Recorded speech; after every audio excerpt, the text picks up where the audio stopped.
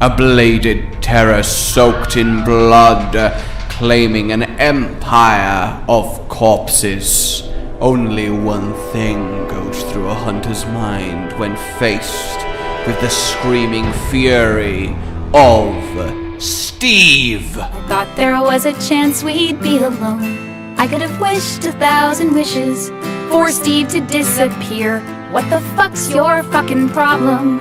Why is he always here? Do Steve. Do go away. What's the deal with your friend Steve? Oh hey, how's it going? Oh yes, fellow hunters, welcome today as we explore this bloodthirsty stalker Steve. Or I guess his birth name, Seregios. He then is the first winged invader. He was told to dress sharply, and bless him, took it literally. Coated in bladed scales, adorned with a bladed horn, bladed feet, bladed claws, bladed teeth, and bladed jaws.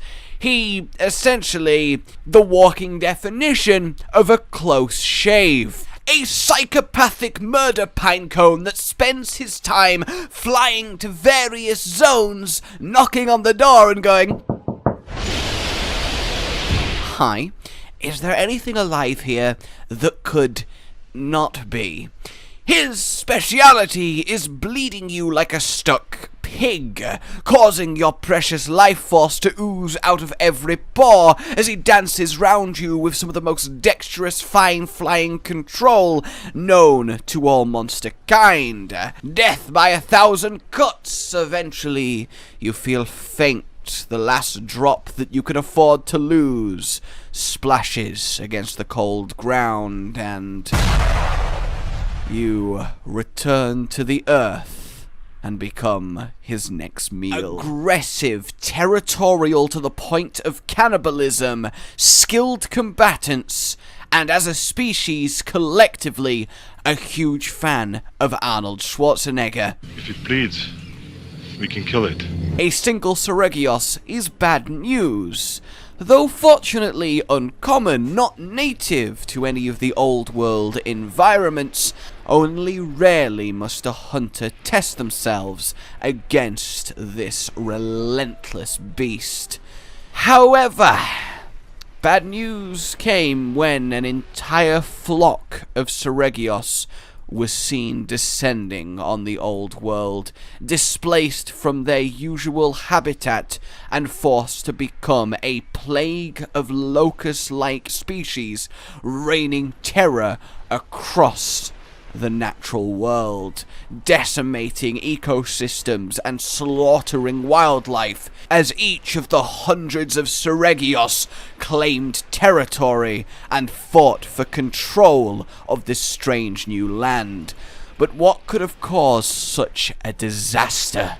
Well, you remember Gore Magala. How you doing? He is the master of the plague-like apocalyptic frenzy virus that sends monsters into, well, a frenzy, forcing themselves to essentially burn out and die after a few days of wanton rampage and murder. Very rarely, a monster then infected with the frenzy virus will master it, take on the increased strength, size, speed, and aggression while shedding all of the weaknesses. A monster that has achieved this state is known as an Apex monster. Well, somewhat by chance, the Seregios was infected in their natural habitat that they shared with many of their kind, and he became an Apex, already an incessantly aggressive species, pushed over the edge with this mind-altering affliction, and now blessed with the power to dominate his kin. Well, dominate he did. Fuck this shit, I'm out. Fuck this shit, I'm out. No thanks. Don't mind me, I'ma just grab my stuff and leave. He decimated the Seregios population, forcing the survivors to flee to greener pastures, leaving the Apex Seregios to rule over his mountain of bones, undisturbed for miles around. Thanks, Gormagala. This Apex Seregios then was also one of the climactic endgame battles in Monster Hunter 4 Ultimate. It was a nice little bow tied on a pretty dang interesting story. So then, as they are considered an invasive species, well, they started popping up in every single bloody hunt. It was... Look, Seregios at first was a badass, absolutely sleek in his design, unlike anything before, erratic, unpredictable, and just an all-round heart-pounding, fast-paced fight that is incredibly satisfying to come out on top. You really have to dance the dance, react quickly, counter, and be prepared for the next move, as you desperately hope not to put a foot wrong and start having blood pour out of various holes, freshly punctured all over your body. But like all Invader monsters that show up on hunts to essentially just fuck with your shit, you get tired of them, you bring the dung pods out, and you're just like, leave me alone, please. Happened with Joe, happened with B-52, though, admittedly, I do love all three objectively as the creatures that they are. So as the creature that it is then, we've kind of briefly forayed into it, but he is coated in these bladed scales, able to stand erect and shake in a display of aggression and intimidation. It is his signifier of, oh, now you fucked up!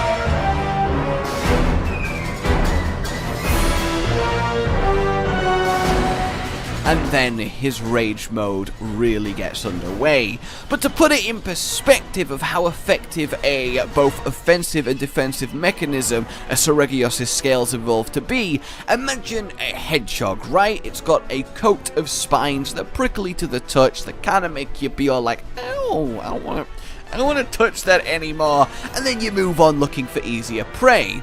Well, a Seregios is kinda like that, except his coat of spines are all like 6-inch daggers. It's not something you want to get there, really. And this sharpness is represented in everything that he does. His weapons actually self-sharpen if you roll enough times while having them unsheathed. It was a really awesome little bit of flavor that got added, and an exploration of sharpness that was really interesting. His weapons were quite the hit. I used his greatsword for a long time. He could also then fire his scales out, turning them into lethal projectiles, able to puncture into rock quite comfortably. They do a lot worse to fleshy flesh encased by oh so brittle armor. There are few fates worse than becoming a Seregios' pincushion. Seregios then are absolutely fearless hunters, wielding a bloodthirsty force that just savages prey before they even have time to register the attack. They are quick, they are agile, and they are some of the most impressively skilled flyers in all of Monster Hunter, able to outmatch the King of the Skies himself in aerial combat. He is only even approached by the likes of Astalos and their dragonfly-inspired prowess. He is small, and he doesn't have the kind of bulk that a lot of monsters in his Apex tier possess, but he more than makes up for it by essentially being a living blade screaming through the air.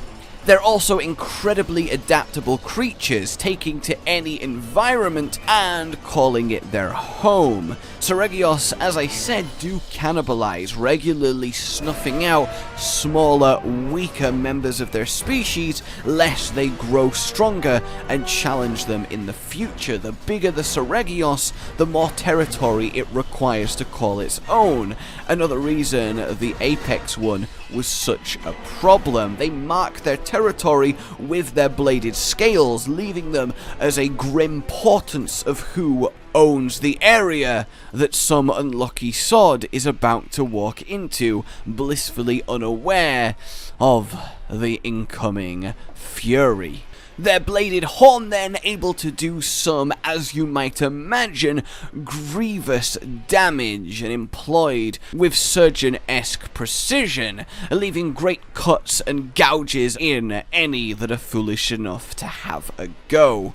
Believe it or not, one of their most fascinating traits are actually their feet. Unique in their form compared to other flying wyverns, they are what's known as zygodactyly, which is the same structure as that of a parrot. 2 at the front, 2 at the back, able to grasp and tear. This allows them to effectively grasp both object and prey and be irritating assholes. That actually applies to both Seregios and the parrots.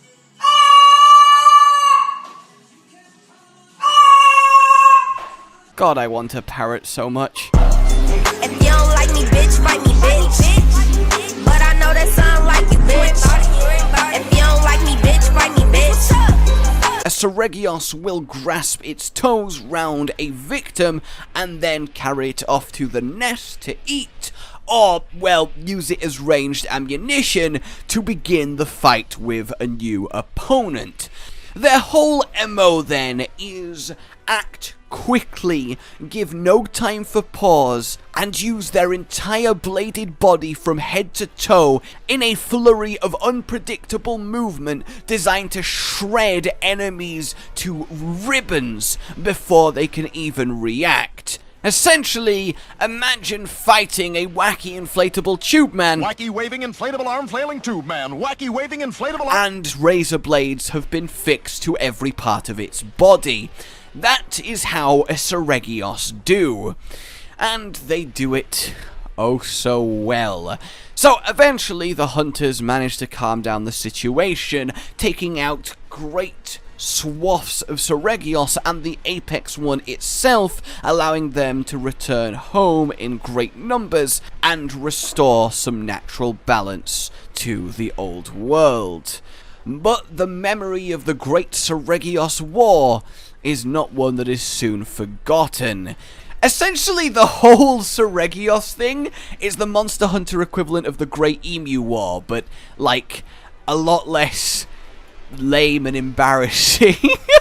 That's actually perfect now that I think about it.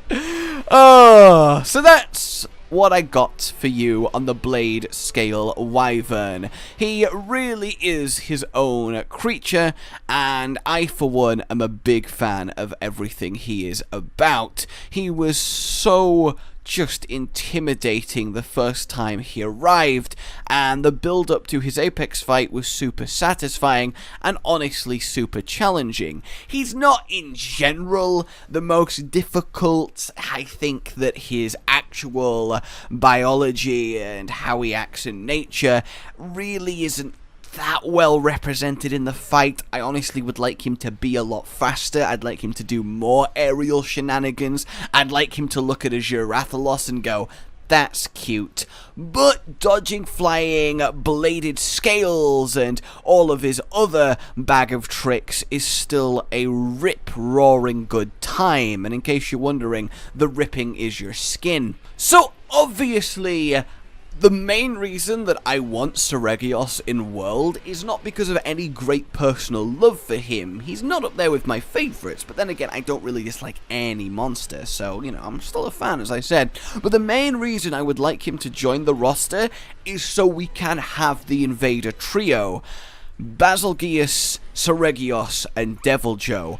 I would love a hunt that is essentially invade the invaders, get all 3 of them at once, and have quite the little party. Seeing them all together in a zone, going at it, turf wars galore, it would be a just glorious sight. Granted, a sight that you'd want to be watching through a telescope many miles away, but still one you would be beholden to all the same. He'd also add some lovely variety, not just himself, but in his weapon weapons and armor, especially the weapons. They look fabulous, and they have the unique sharpening mechanic, and I think that would be a really neat little addition for a lot of people and their builds in World. We also have the fact that he makes sense. He's also easily addable, as he does have the basic flying wyvern skeleton, but he is an invader, so it's easy to justify him suddenly appearing. He could get displaced again by some even worse threat than Apex Seregios, or it's just a lone one that's wandered in and has decided to give the new world a go. They are capable quite clearly of traveling huge distances if the call is there, so, well, why don't we send out that call? What do you guys think of Seregios then? An interesting flagship monster, and one that I think a lot of people do remember, whether it's fondly or, well, not as fondly, I think is the main question here. Like if you've enjoyed this, subscribe for more, hit the bell and all of that good stuff. My name has been Josh. Let's have a lovely discussion on him down below, and let me know what you'd like to be lorified next time. Also, once again, a lovely thank you to Dig Dug Dak for grabbing the footage, and he is down below. Goodbye. Rage Gaming with the video float. But that's all that's really relevant at the mo, but I'm still gonna leave this up so you patrons know that I love you even though the outro's no longer that kind of relevant. But the new one's being worked on and it's gonna be a truly badass song, and don't worry, I won't be doing any rapping on it. I'm gonna go now. This was shit.